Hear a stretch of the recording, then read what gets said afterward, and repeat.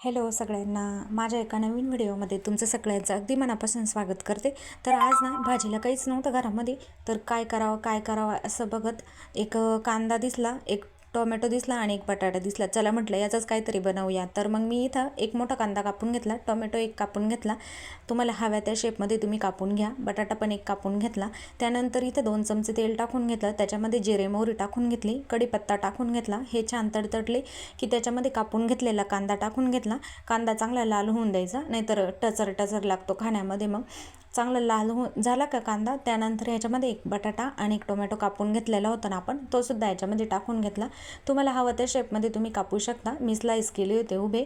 त्यानंतर याच्यामध्ये हळद पावडर, लाल तिखट आणि गरम मसाला असे घरगुती मसाले आपल्याकडे तर असतातच, तर ते मसाले टाकून घेतले आणि चवीनुसार मीठ टाकून घेतलं. हे छान एकत्र करून घेतलं.